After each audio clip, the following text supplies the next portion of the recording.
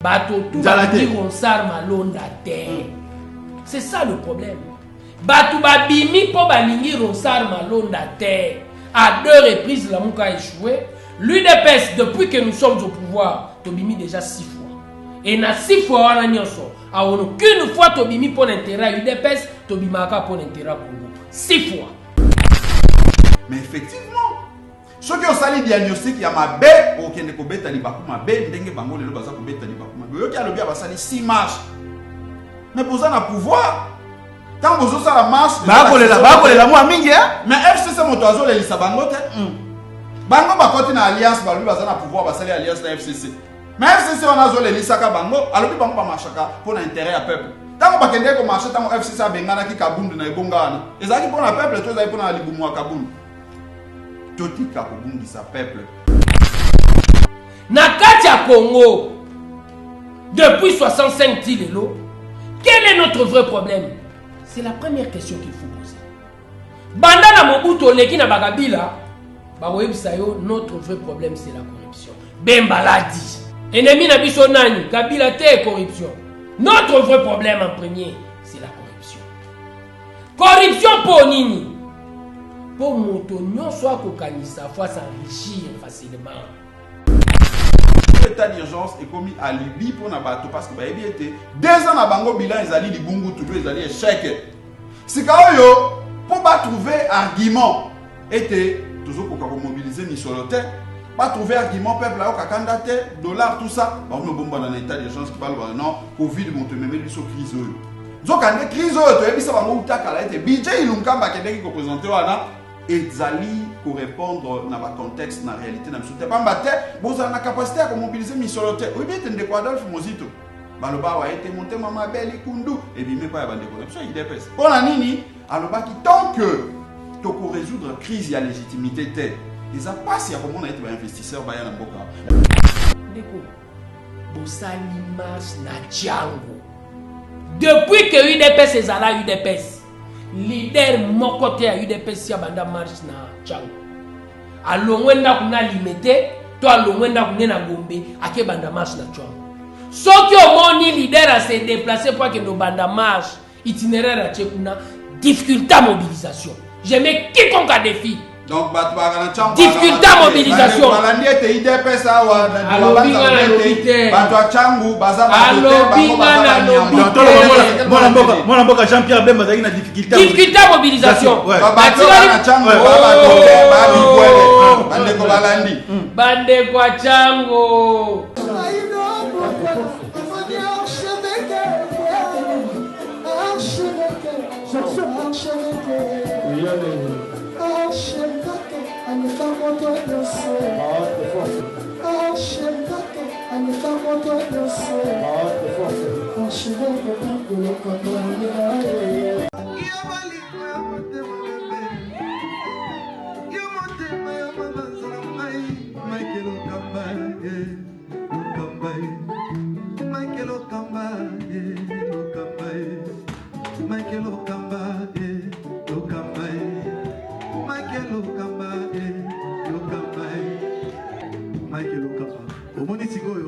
L'artiste, c'est l'improvisation.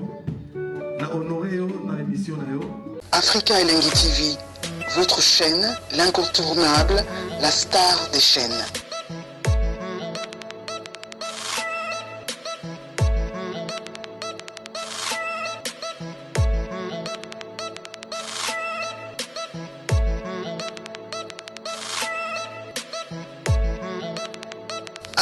Africa Elengi TV, la magie de l'info.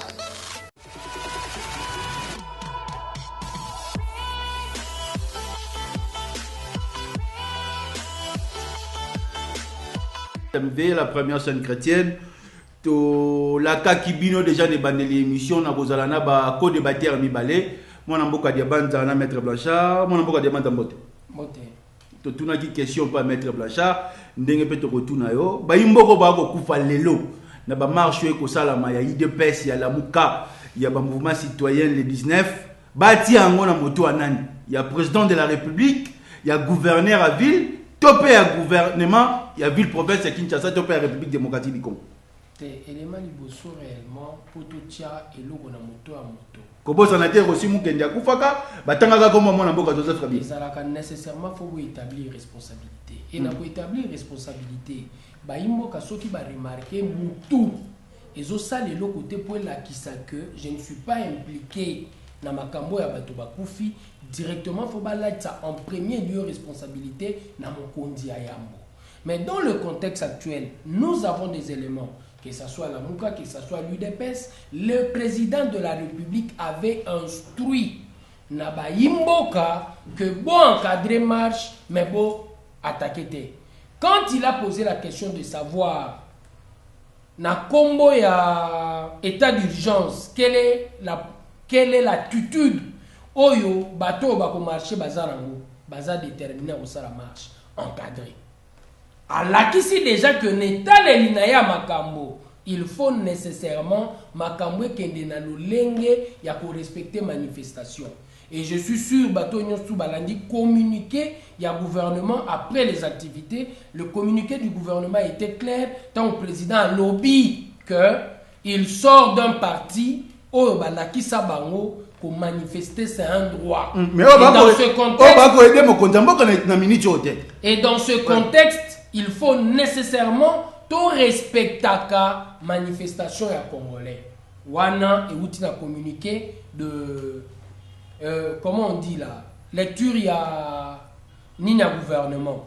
Et j'estime que tant le président la kisi oyaye déjà position par rapport à Masolo wana, mais tu remarqué liwezali. UDPS pesongi simate. UDPS est qu'une logique.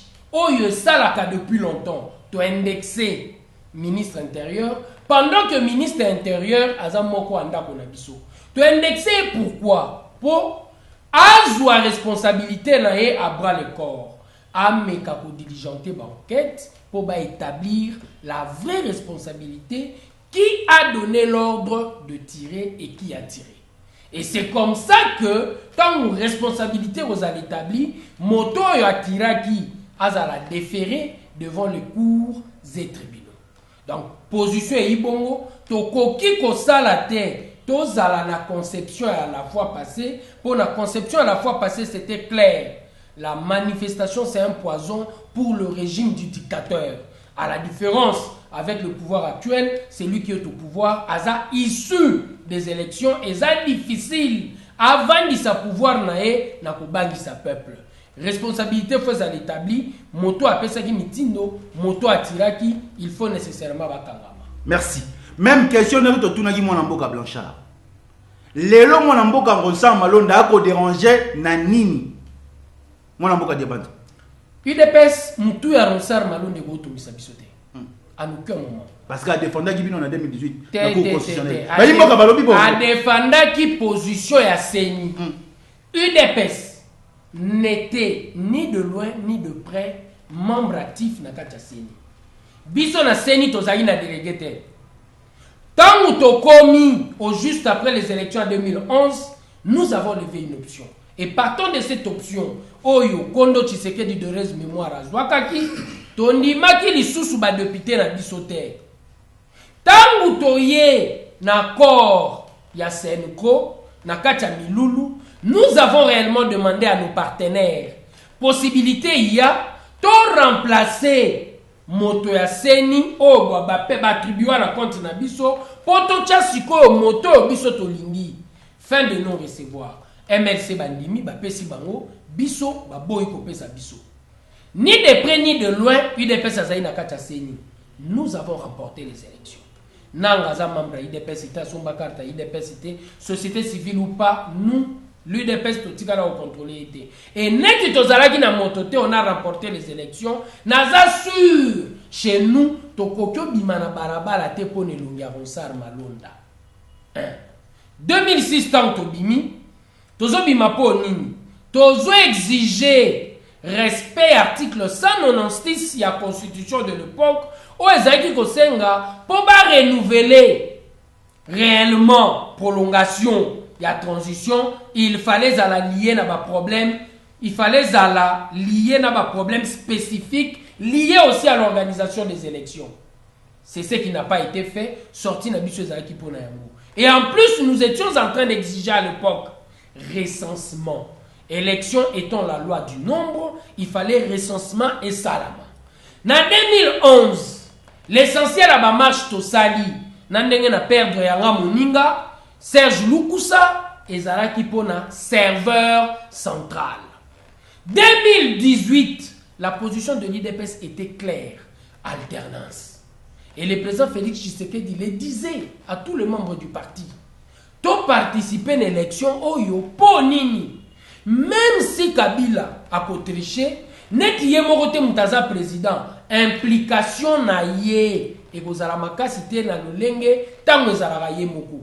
Ça peut nous permettre réellement de faire bouger les choses et moi j'estime au nom de l'alternance, même ceux qui va tricher, yétem la président, nous devons réellement participer, machine ou pas machine, nous irons aux élections. Tango esko makambaron ça et l'oko bimisa biso est un principe. La manière oyo parlement est entériné. Ce qui tozongi na makambo milulu ya basango, responsabilité za ba confession religieuse. Ba confession religieuse na lokoso na bango ya konduka ko contrôler. Seni bango mutu ba memi biso na bêtise. Heureusement pour nous à Bécho la senga ki bolimbisi na goloba que ba tchaki la charia avant le beurre. Mais eza bayi tata molimo moto ba memi biso na poto. Mais là où nous ne sommes pas d'accord, le FCC, la précipitation avec laquelle entériner Ronsard Malonda. Et la question... FCC, vous avez une coalition. Bien sûr. Élément Moussousso, photo tombokela yango. Tous en coalition. Si tu veux faire quelque chose, pour réellement, qui miezala, 37 ans à combat, il y a eu des pestes, tous en réflexe, il y a à chaque étape. Que veut le peuple? Pour te bouni trop pour l'intérêt de ce peuple. Tokoki komemaka. Na moi batomokie to na mona kacha majorité na bango mécanique élément essentiel pour permettre na Congo de l'avant doper l'action du parlement de l'aspiration profonde de notre peuple. Merci. Malheureusement FCC ne comprenant pas cela azo forcé Yemoko et tant a forcé Yemoko biso to la majorité te to la que le président Félix est au pouvoir to en premier lieu c'est quoi l'intérêt du peuple. Pour la philosophie, et ça le peuple d'abord. Peuple a bon retirer coalition Kabona peuple a gosenga lelo. Tokei lisusu. Na li solo ya coalition. Na koyebisa yo que sa peuple ko na biso. Na koloba boye na motuna oyo po peuple yo kangai que l'essentiel et intelligence na biso tozo zwa na histoire mboko. 60 il y a eu coalition MNC Lumumba Abako Kasavubu et Simbite le 5 septembre. Le 14 septembre, Mobutu a sali premier coup d'État. 64, deuxième coalition, Abako Kasavubu, Konakati Moïse Nchombe et Simbite. Mobutu a sali deuxième coup d'État, novembre 65. Toyen à 90, 24 avril 1990, comprenez mon émotion, multipartisme et Kotinamboka. Bisso, n'est toza parti à l'Alliance, Tosali, Union sacrée de l'opposition. En tête, UDPS. Nangambu, mouvance présidentielle. Si c'est sa question, pour question est importante.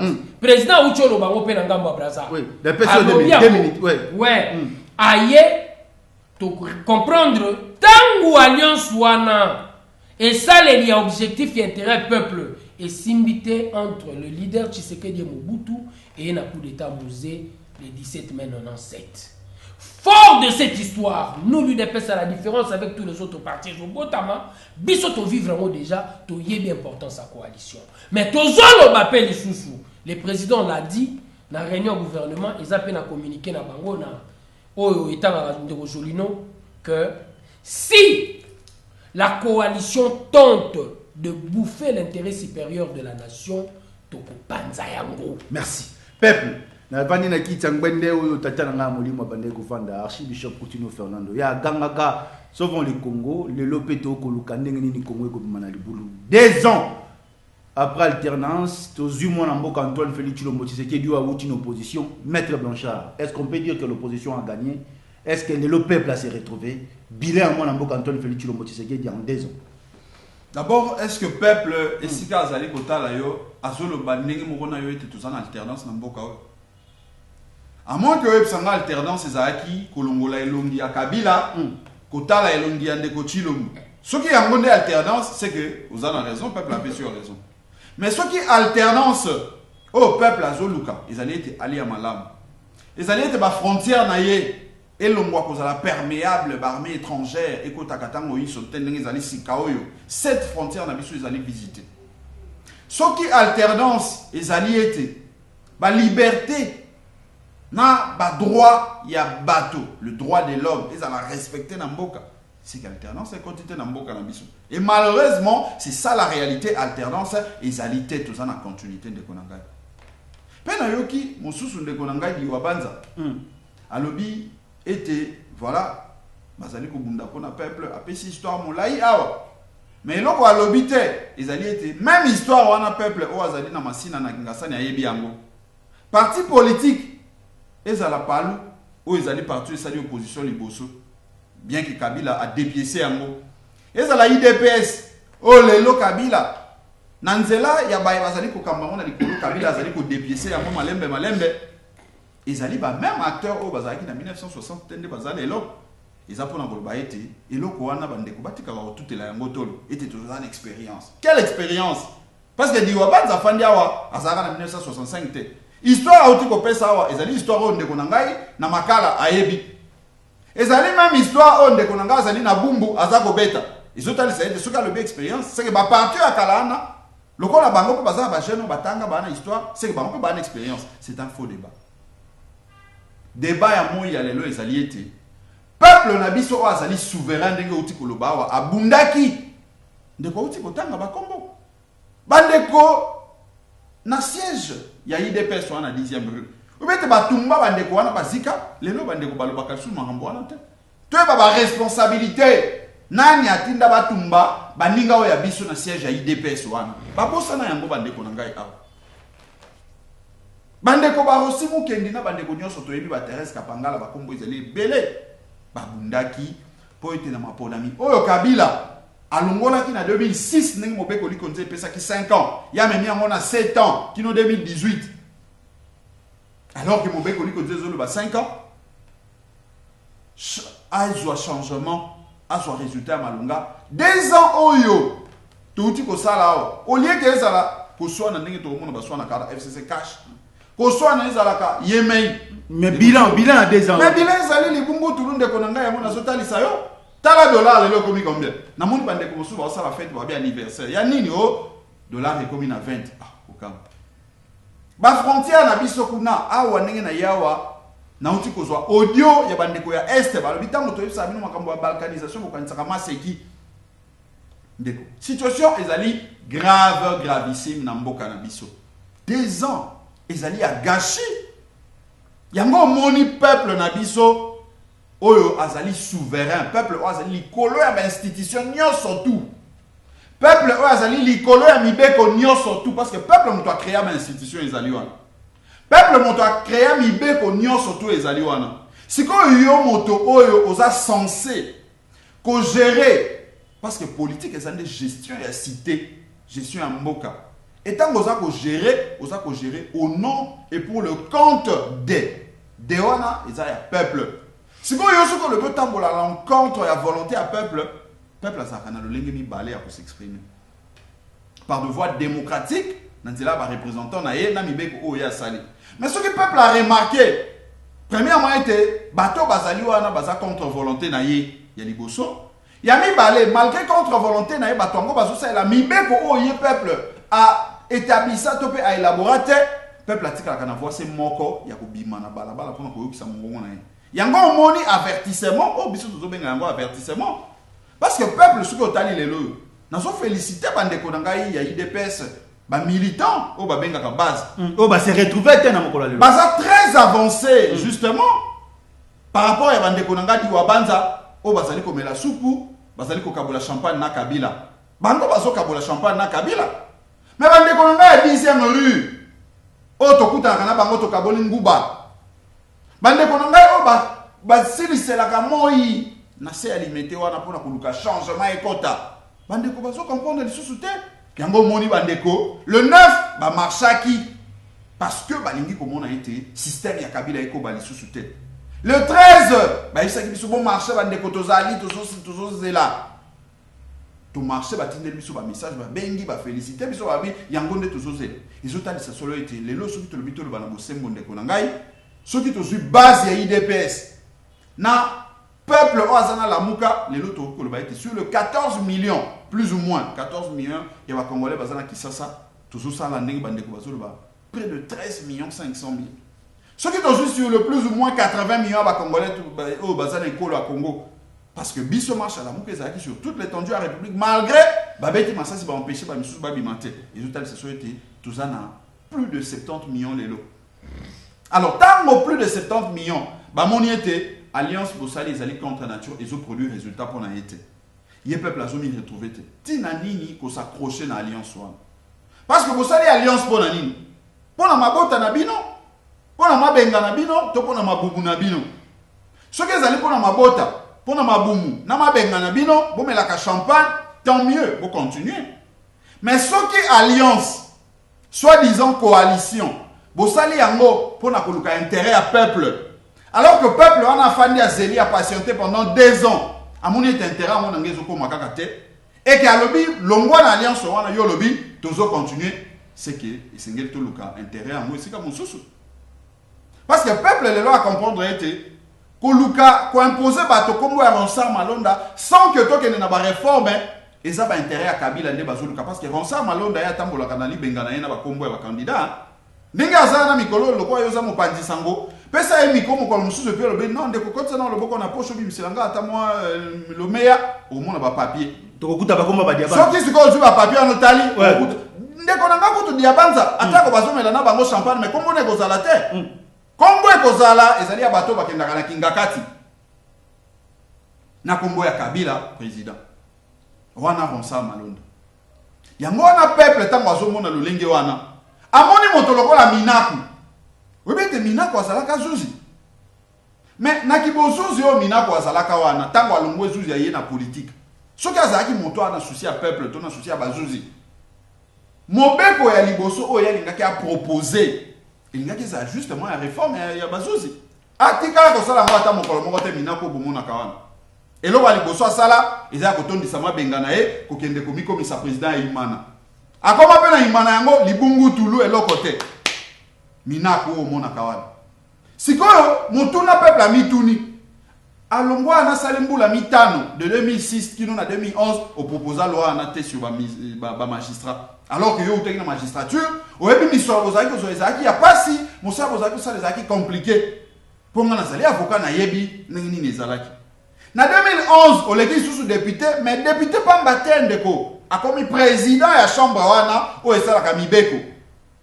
Kanisa ete akolukata amélioration ya bazuzi yango libungu tulu ye kotondi sama bengana ye na Imana. Siko lelo Minaku oza président assemblée te obosana makambo ya bazuzi alors que tango yo zaki wana bozaki futa ba malamu te évolution quand même ça bazuzi ba komi ozo mo misolo boni lelo oyo na lombangu akende ko sa proposition ya mibeko. Merci. Nyonso wana ezotali sa ete bazali wana kotala ndenge ni obi Kabila. Ah, mais Kabila n'est plus au pouvoir, il est sénateur. Comment on est au son pour la Kabila, mais ce que Kabila a quitté, les loyaux, pour nani bande konangai, oh ya cash malgré bazomela na champagne. Babi makata on yoso ko ba FCC. Asana molimo mabe FCC. Maintenant il y a na sima FCC. Kabila. Merci mon ambo. Les loyaux, mabunda o azali ko violer ba règlement intérieur de l'Assemblée nationale. Azo ça la volonté ya nani? Ya Kabila na kingakati. Lelo Ronsard Malonda, Minaku, Batonio Soana, Inunkamba. Tolandi mona mboka mulani alobi, ba imboka FCC ba ina sima élection en Ronsard Malonda. To ali politique to ebi makambo wana ndeko nangai. Très bien. Mona mboka diabanza, 2 ans. Oh lelo, le président Tchola Zali na pouvoir, tolandi mona mboka Blanchard alobi bilan chaotique. Ça veut dire que le peuple congolais na mokolo lelo a ko reteni et le côté na pouvoir. Ko kama na iba ndeko. Mabunda tombola lipa. Ala kiseti ta lipa ekomi moke. Abosani ete azana bokambi ende fala bisa biso peuple pona nini lipa ekomi moke. Mwana mboka demanda, mwana mboka. Avant nakoma nécessairement na bilan, fona longola moi 2-3 billets pour de bonanga Blanchard à Goloba.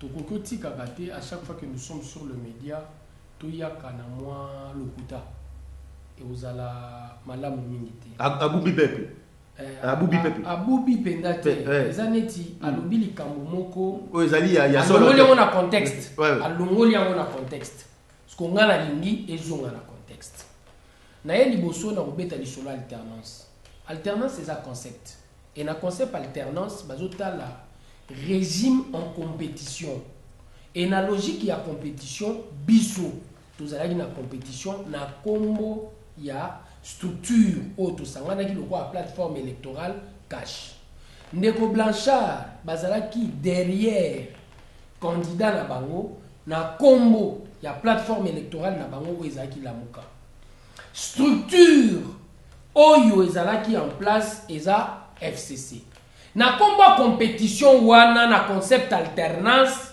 soki biso to remporter alternance ezali po biso to wuti place mususu to ye na vision mususu ya kosala wana na soki na alternance na ye na élément mibale toza awa biso nyonso na Congo na ba cameraman na bato ba ina réalisation na yo na ndeko Blanchard na ngai na kati ya Congo awa le 9 juillet eza manifestation oyo bouger Congo mobimba je dis très bien Congo mobimba pourtant tozo beta responsabilité à ministère intérieur par rapport à ba mort tozo compter ka na Kinshasa te c'est sur l'ensemble du territoire national il y a eu na Katanga moko soko ye Butembo ba arrestation oye Mbandaka Bandunduville Matadi na tangi très bien Bandunduville Mbandaka les gens ont manifesté le 9 ceux qui ont eu les 13 manifestations salamika na Tchang. Ce n'est pas pour dire que notre peuple n'est pas prêt naza d'accord na position autoza avertissement zayanini les gens quand ils sont en train de sortir avertissement zayanini bateau babimi le 9 juillet et belé partout sur l'ensemble du territoire national babimi po nini babimi po dynamique et changement et ça déjà réalité dans notre pays. Lamuka avant cette manifestation à Lança 3 manifestations union se simbate 3 fiasco na fiasco très bien 3 CLC marche à 15 millions babima 17 le 17 janvier babandi na Tchango babima 12 et je vous assure dans le contexte actuel il faut savoir poser la question nini sali batuba bima pour une fois derrière la Mouka est-ce que Zapo ba leader na bango bazo bénéficier na des gens population toute thématique utiliser mutu et mobiliser bateau je te dirais que c'est la thématique bateau tout bateau tout on s'arme londa terre c'est ça le problème bateau babimi po balingi ronsarme londa terre à 2 reprises la Mouka a échoué. L'UDPS, depuis que nous sommes au pouvoir, Tobimi déjà 6 fois. Et na 6 fois, on a nyonso. A aucune fois, Tobimi pour l'intérêt à l'UDPS, Tobimaka pour l'intérêt à Congo. 6 fois. Gratuité de l'enseignement après action, il y a 15 millions. Kinshasa bondé des hommes. Je dirais même le Congo. Au long na soutien gratuité de l'enseignement. Loi Mina Kusakata. Après combien de jours bango balamu qui peut pas comprendre que loi Mina Kusakata c'était contre l'intérêt du Congo. Après combien de jours? Nous on n'a pas entendu. Tous les même monde ordre leader. Mais les 9 oh ya linyalo babaza UDPS et Bimaki on dirait ngai na ina kati wana te. Sans été on a zobeta lisolo, c'est ça sans été na ngai. Combattant ya zobeta lisolo si ngana yi combattant ali bosala ba imboko bakufa na combat bazaki calciné toko kyo bosa na te soki to bandi ko beta lisolo ya bato bakufi na mboko yo to bando luka n'époque Muzitu premier ministre to kufeli bato n'époque ya Bemba vice-président to kufeli bato na intimidation ya Bemba oh ko bimisa mwana na ko tirer nanya bomita na bango nyonso bani basala mwana mboka Blanchard bakoka ayebi ça c'est de l'histoire ayebi na katanga nani gouverneur to kufeli bato tozana moto tobo sanité. A rappelé kakate o bakufi jour batumbi na permanence Bouquet Boukassa et les autres. Bayi ebele. Et ebele wana. L'UDPS et Zotala d'abord ce qui est essentiel. C'est une responsabilité d'ordre étatique. Ba famille wana nyonso. L'État peut indemniser. Justice et salama. Et le président l'a promis dans son discours du 30 juin. Je n'ai rien oublié. Et au nom de ne pas oublier, ne veut pas dire le président ne va à aucun moment initier des actions de justice. Bazouzi, oh baza corps, pour bon baza auxiliaire, il y a justice, bah pour saisir le dossier pour réellement vérité na droit et zaladi. Na yena bilan. 2 ans. Ne konangai pour bosser la bilan, na yebisa chaque jour la muka difficulté na bango za diagnostic. Pour une fois ba meki action malamu po basala ki diagnostic malamu. So ki osali diagnostic malamu te, tout na médecin nyonso traitement aussi mbate. Pour traitement simba, faut diagnostic et za malamu. Na kati ya Congo depuis 65 tilelo, quel est notre vrai problème? C'est la première question qu'il faut poser. Banda na Mobutu leki na Bakabila, ba webisa yo notre vrai problème c'est la corruption. Bembaladi. Ennemi na biso nani, Kabila te corruption. Notre vrai problème en premier, c'est la corruption. Corruption pour nini? Pour moto nyonso kokanisa faut s'enrichir facilement.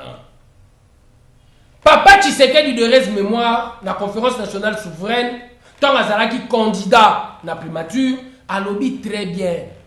Combo ya programme na ye, changement de mentalité. Et axe principal, il y a programme wana, et ça, justice. La justice élève une nation. 27 ans après, tant où Félix a yé, place au photo bandako misé, pour beaucoup être élément, et ça va idée force. Bato amikie, babeta ramasolo ya bato.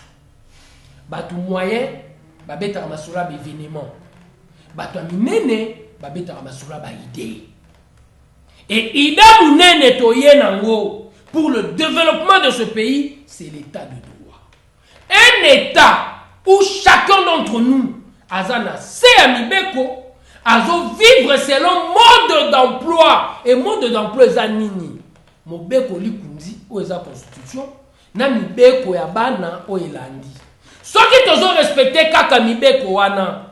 Nous avons bambi na solo ya 15 milliards à betaka pour la coulage de recettes. Mbongo l'été bungisaka.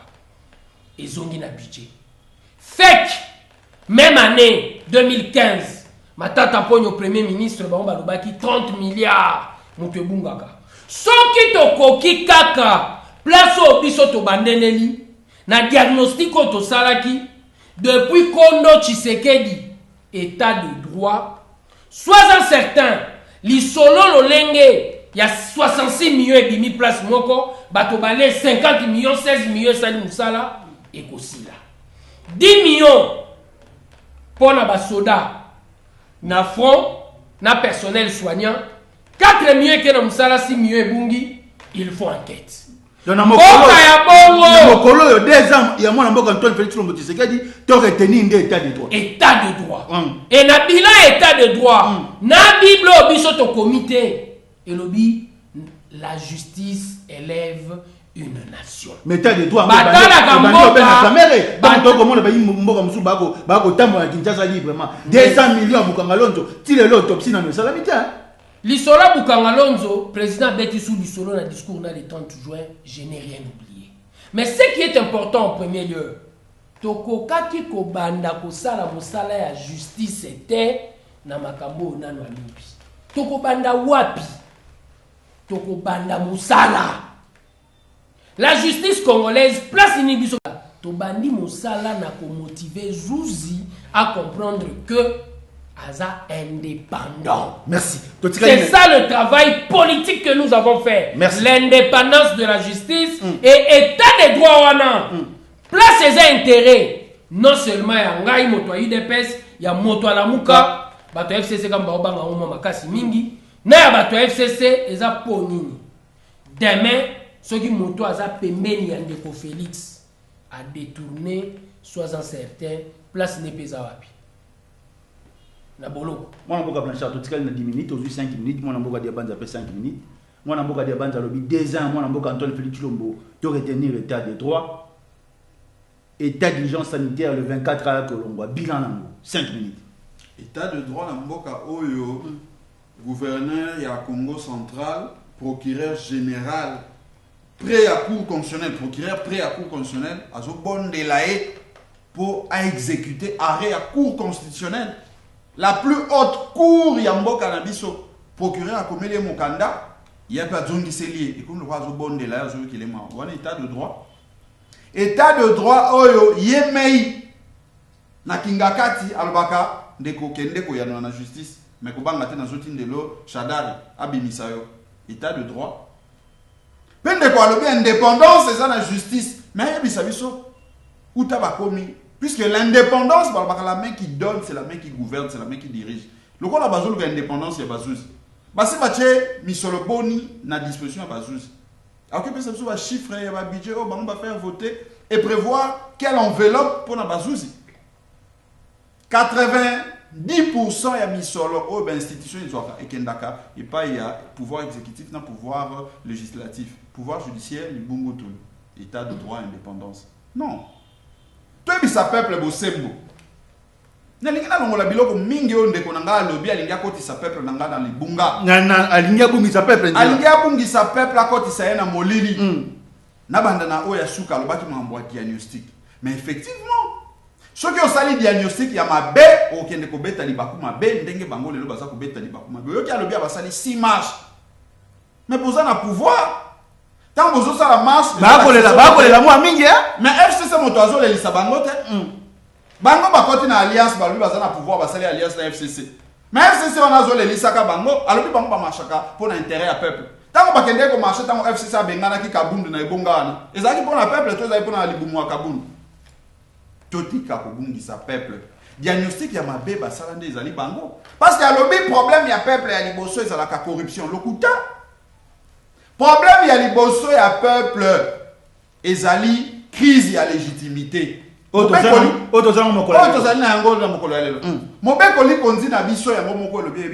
1960, qui non a moyen de se faire le bungi sa kabison zelezaka crise ya légitimité. Parce que na sima crise ya légitimité, to kuta ka crise multidimensionnelle, crise économique, crise sociale, crise sécuritaire. Peu bon na bongo to kuta ba corruption na kati ya ba crise économique wana. Donc crise ya légitimité. Ceux qui posent pas cambia malamu te, ba cambio ba ça pour l'intérêt à peuple te, akei na corruption qui kocha missionnaire benganae. Mais ceux qui vont lutter pour être légitimité à peuple et ça la respecter. Le peuple a l'unique souverain dans une république. Corruption que ça va te. Parce que moto ça ko kamba au nom et pour le compte ya peuple. À côté la nasima mon konza zali kuna. Ceux qui na cheka nyaka na libengana ngai, mon konza kotombo. Tolongoli yango.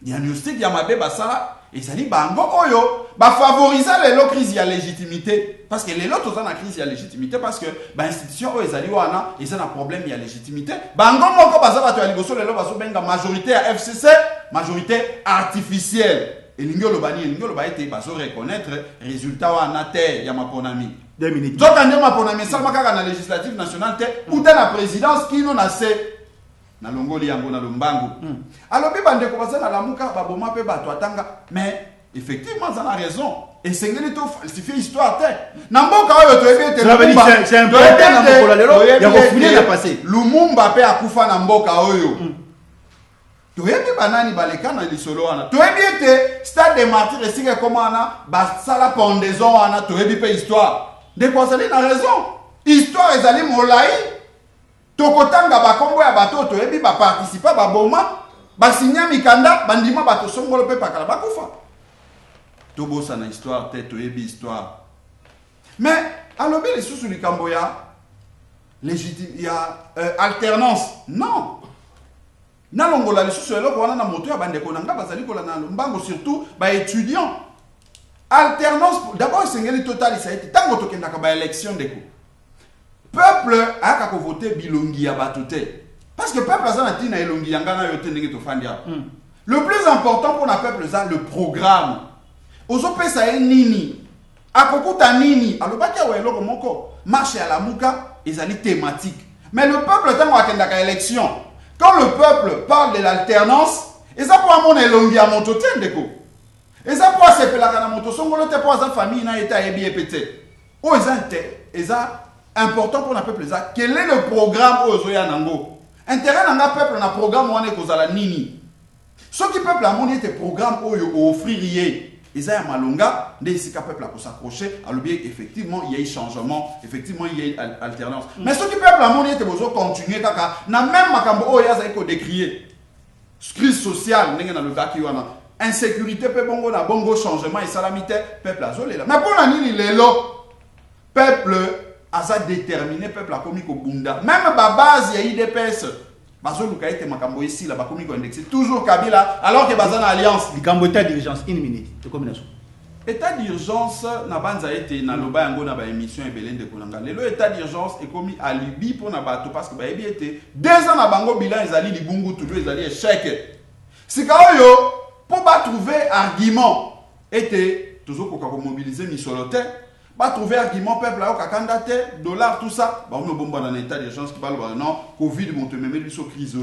Donc quand crise to ebisa bango utakala été budget ilunkamba kende qui représenter wana ezali ko répondre na ba contexte na réalité na msute pamba te boza na capacité à mobiliser misolote oui bien tende ko Adolphe Mozito baloba wa été monté mama belle kundu et bimé pas ya bande ko ça IDPS pour la nini aloba qui tant que to ko résoudre crise ya légitimité te et ça passe ya comment on a été investisseur ba ya na mboka mais les gens ba analyste nyo surtout averti bazo comprendre était effectivement la situation au tozana yango lelo na zoka exemple ya kombo ya Ronsard le lenge bato peuple a telemi abimiawa un investisseur oya zali banda ata oya mona mboka akozana somo akocha misolo na ye merci maître na suka isika moko alobi bandeko ba ebiete na marche ya le 9 nde mboka eninganaki mais a solo mboka eninganaki po ete bato ba marchaki le 9 webi babuka ki siège ya PPRD babuka ki église Soni Kafuta bato bakufaki ministre intérieur azali moto IDPS abetaki masasi mais il y a le 13 et les kaki na kimia parce que biso to bandaka liboso nan ko éduquer peuple to ebise pona nini ozo bima na balabala yango moni malgré ba beti biso gaz lacrymogène nanko peuple abambi libanga ya motote abuki ndako ya motote tozaki liboso ya siège à Palou o ezali na FCC ata libanga te bato bazoleka ezotali solo ete peuple aza éduqué a ebe loko nini azosala pe nazo insister ndeko nanga alobi makambo moko ame naza d'accord na ete oyebi ete lamuka abengaki marche sur toute l'étendue ya République mikande ezali ya bandeko ezalaki ya Kisasa mpe ntango alobi mbandaka nga nazalaki coordonnateur ya lamuka na mbandaka ya Équateur mpe nazalaki candidat député national na mbandaka marche tikaki kosala matin na mbandaka le 9 merci na bandundu na kikwiti na oki koyela ba image awa soko osilisi mpona kotalisa ete lamuka marche esalamaki sur toute l'étendue ya République mais basoda bapolicier oyo ministre intérieur moto ya IDPS atindaki babeta bagaz lacrymogène alors que peuple la chose azalaki pacifique empêchaki bisika ebele ete bato babima te mais na Kisasa omoni malgré ça peuple azalaki déterminé peuple abimaki mpona kopesa bango avertissement ete coalition FCC de Kotilo et kobaki na suka ezali koproduire libungu tulu 7-3 lokuta lisusu bamakambo balongoli na contexte en premier lieu tant on a bêti lisolo régime na otanga bilongi ya bato te tant on a bêti lisolo ya alternance na bêti lisolo ya régime est tout à fait différent na individu na bêti lisolo ya régime mususu eza koya donc il doit comprendre que faisons na contexte allons la contexte était à chaque fois que tu es en train de déformer makambe bandobeba tant to bêti lisolo na lobi corruption gangrène oyo koboma Congo yoye na lisolo mususu concept corruption concept légitimité eza deux concepts différents. Tant on a rebêté la corruption, Jacob Zuma, vice-président sud-africain, élu dans la même liste, Yena Tabombeki. Crise à légitimité, ça a quitté. Mais Zuma, Bamema qui est dans les cours et tribunaux, alors moi qui vice-président, pour la corruption, mon frère, Boye Baramakambu Bozoloba, Botika Koloba, na haine beaucoup de science. Problème à légitimité, c'est la quitté. Personne n'a contesté l'élection de Thabo Mbeki et Zuma, mais Zuma l'on qui vice-président, il y a Mbeki pour avoir la candidat bien après, pour raison de corruption. Na longwe wana, il y a deux concepts différents. Na zone lisusu, Top Congo, on peut vérifier, ce n'est pas loin. Habitez sur la marche le 9 juillet. C'était partout. Bandunduville, Top Congo Mtalobi, Bandaka, Top Congo Mtalobi, Butembo, Azuna ba correspondant à Butembo, président fédéral UDPS Butembo, Mutazoloba. Ndenge ba kangi baninga na bango. Ndeko, bosali marche na Tchango. Depuis que UDPS est à la UDPS, leader mokote à UDPS ya banda marche na Tchango. Alongwenda kuna limité, to alongwenda kuna na Gombe, ake banda marche na Tchango. Ce qui au monde leader a se déplacé pour que nos bandes marche itinéraire à Tchekuna, difficulté à mobilisation. Je mets quiconque à défi. Donc, difficulté à mobilisation.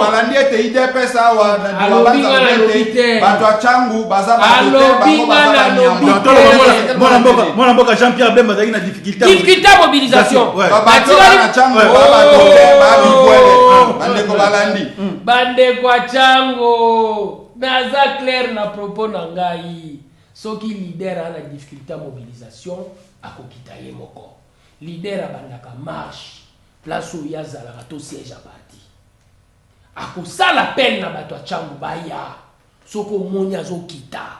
Azana difficulté à mobilisation. Je mets quiconque à défi. Depuis que IDPS et Banda nan to sala wote. Soki leader na biso azana Chango ake meeting. Soki leader na biso azana Chango à quitter l'aéroport. Bozana difficulté à mobilisation. Baimboka la muka. Thématique et des bangouma moké mais bazana difficulté à mobilisation. Et bambasa les opposition. Faut bobima na Congo te. Soko sali na Tchango. Oza candidat député national. Soko osala na Tchango apamba. Yo za plateforme na vocation nationale. Osali activité na Tchango ya pamba. Vous avez discuté à mobilisation. Vous êtes un candidat député. Vous avez un argument na yesi koyo. Likambo état d'urgence mona boka de. Na état d'urgence. Donc okendela ntoma 2 minutes tika. Na lingi Congo eko mboka o bato bako ya na ba idée, bazo réfléchir pour pays et kende de l'avant. Et je t'assure, aussi longtemps l'essentiel y a travail na biso et zala na ba idée te, toza na difficulté belé. Tant on a yé na lisolo oyo ya Covid et que ça n'a pas qu'un intellectuel a un problème il y a Covid-19 n'est prétexte. États-Unis 30 millions de chômeurs. C'est maintenant soki chance y na bangote 10 millions ba qui sama ba le kabar il y a 40 millions de chômeurs. De chômeurs. Je dis très bien. Cela prouve à suffisance que le problème n'est pas congolais. Dépréciation à livre sterling 2,15%. Dépréciation à rendre au Sud-Afrique l'une des bonnes économies, une économie stable 15%. Bah longwe de combien à combien? 15% je dis bien. Bah longwe de 12 rand 1 dollar bah kena 13,5 15%. Olongwe na rend na yeli yo kwanza de l'autre côté 36 000 à 80 000. Mon frère, la réalité est universelle. Et aussi longtemps, le problème ne sera pas pensé d'une manière mondiale. Ce problème ne sera pas résolu. Pourquoi? Le monde est interdépendant. Et un élo comme Soussou, basala na Chine, instrument moko popo sa l'élo kwa na Silicon Valley, les États-Unis d'Amérique. Et ceux qui mukile zongi ko fonctionner ndenge sengélité, la production mondiale va poser problème. Et compte tenu de cet événement, de la production mondiale qui va poser problème, sois-en certain, Tozala Kaka, Yakofukama. Et j'ai vu des gens faire le média qui ne connaissent rien de l'épidémiologiste, qui ne connaissent rien de la médecine, attaquer les vaccins. Partout au monde. Ça, ce n'est pas un problème tout à fait cas congolais. J'ai vu ici quelqu'un qui ne connaît rien de la médecine attaquer Mouyembe. Mais il est politique. Le politique attaque en premier lieu le politicien. La dimension technique, il y a Mouyembe, l'acceptation de la bêtise, faisant la technique. Attends, de moi, Mouyembe a échoué ou l'a réussi? Mouyembe a réussi. Mouyembe a réussi. Il faut savoir faire la part des choses. Il y a la part du gouvernement, il y a la part technique. Vous partagez Il y a la part technique. Mouyembe a une part technique. On va juger par rapport à ma chiffre. 8720 contaminés. 3680 guéris. Il y a mortalité 4,5%. Italie, ils ont la mortalité à combien? Pour le bac Mouyembe a échoué. Les gens doivent dire des choses qui maîtrisent. Le malheur de notre pays, c'est quoi? Tout le monde s'investit dans n'importe quel domaine. Merci. Pendant que tu n'es pas épidémiologiste, tu n'es pas médecin, tu ne peux pas te permettre d'en parler. Et pour terminer, j'ai dit à mon frère Blanchard, nous devons prendre notre courage à bras le corps. Nous risquons de voir en 2023 élection Salamate, faute de moyens. Il doit prendre le courage à bras le corps. Moi, quand je réfléchis en tant que politique. Je regarde comment le monde tourne. Et quand il est en train de parler de rentrée scolaire, Nabamukili, et ça déjà Nabambokasi est décrété année blanche, Kenya. Et ça, Kenya. Je crois quelque part, nous devons prendre notre courage à bras le corps. Et au nom de ce courage à bras le corps, peuple a noté en Wesika Azali. Aucun de quoi le bien. Toujours risqué, toujours. 2023, ma ponami est à la tête. Mais dans un bisabino peuple, bon noté en ponanini. Budget à Liboso et Ndeko Chilombo, va prévoir nulle part, ni solo, rubrique ya ma ponami. Et à la tête. Yami balé o inunkamba outi suko pesa. Va prévoir nulle part, rubrique. Pourquoi il va mal parler dans le budget? Il va pas parler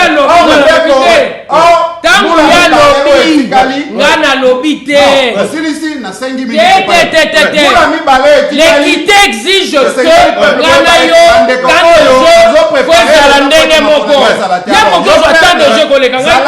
il faut nécessairement dans la même temps de jeu. Ce qui a lobby, n'a pas fait la lobby. Ce qui a lobby, n'a pas fait la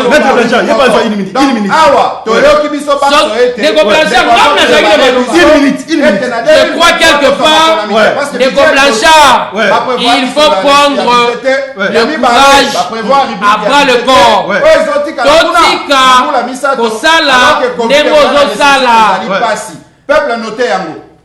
Heureusement. Une minute. Ma pesi déjà malobombo kangai. Une minute. Aboinga la loba. Abotolina nous maloba. Et puis, Arolinga réellement, ils ont prétendre l'obé à gérer démocratiquement. Pendant que malobiza yangai. Abotolinga maloba. Ba pesi li susungai. Alobiyo. Aboinga c'est comme si en 2023. Mais le Makambo, Lobinga pe a dit temps de jeu. Une minute. Temps de la parole, attends de la parole, je prends encore le courage de dire à notre peuple. Oui. Peuple congolais, le plus important dans le contexte actuel, c'est notre réflexion. Photos à la mboka, il y a bateau baza émotionnel. Topé ça Léopold Sédar Senghor, raison T, moto azaï koloba. La raison est hélène, l'émotion est nègre. L'heure a sonné où nous devons réellement montrer à la face du monde que nous sommes capables de réfléchir. Avec ce que nous sommes en train de vivre, la logique à Corona, je vous assure, solution première pour Nangaï, tokende de l'avant, l'économie moukilier fungwama, et ça vaccin. Merci. Yami Balé. Vaccin tokondima yango na Congo te soki ba meki yango na bikolo na bango te. Awa ba ko meka vaccin awa te. Sous parole. Et sengeli ba peuple aza sous. La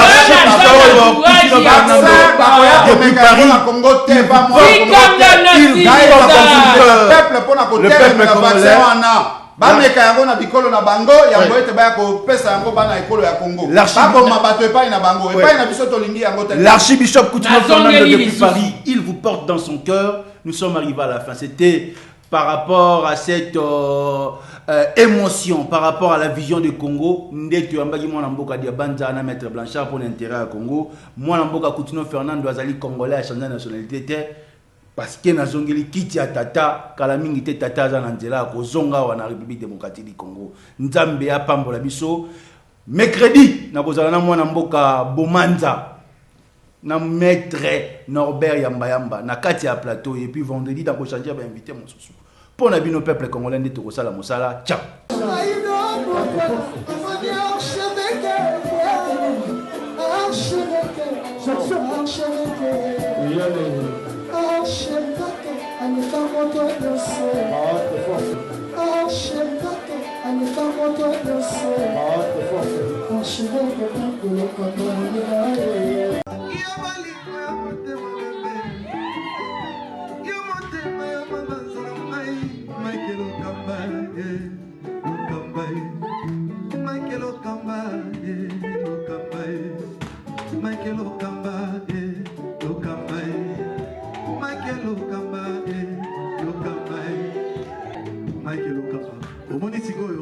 L'artiste, c'est l'improvisation. Na honoré dans l'émission. Africa Elengi TV, votre chaîne, l'incontournable, la star des chaînes.